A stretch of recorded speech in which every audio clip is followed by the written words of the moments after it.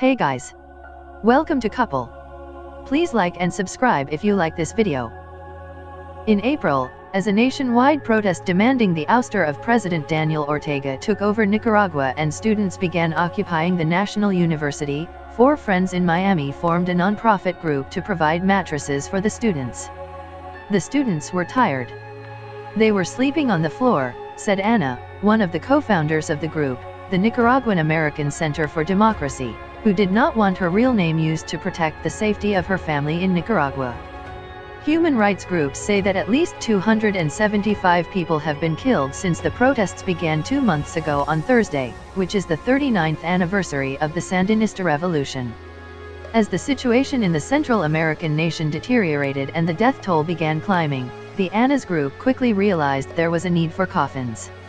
Nicaragua is the second poorest nation in the hemisphere, and many relatives of those killed can't afford the $200 for a coffin. This week, the group covered the costs of 40 caskets, so families could begin burying the dead after a bloody weekend where police and paramilitary groups attacked roadblocks set up by anti-government protesters.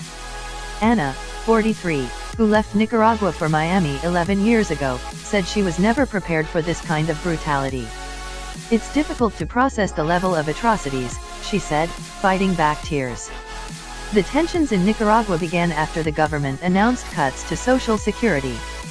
Although it quickly backed down on cuts, the protests expanded into demands for Ortega to step down. Opponents characterize Ortega, who was elected in 2006 and whose wife is vice president, as a dictator and accuse him of nepotism. Rights groups have accused security forces and groups loyal to the government of using lethal force against opponents. The government says the protesters are trying to stage a coup against Ortega as they try to crack down on the protests.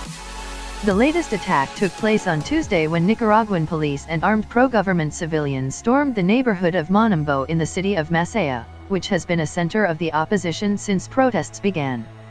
They tore down barricades that had been erected by the opposition during a clash that lasted hours. It is not known if any deaths resulted from the confrontations in the largely indigenous town. Francisco Palmieri, the U.S. Assistant Secretary of State for Western Hemisphere Affairs, tweeted on Tuesday, "We strongly urge President Ortega not to attack Masaya. Continued government-instigated violence and bloodshed in Nicaragua must end immediately. The world is watching."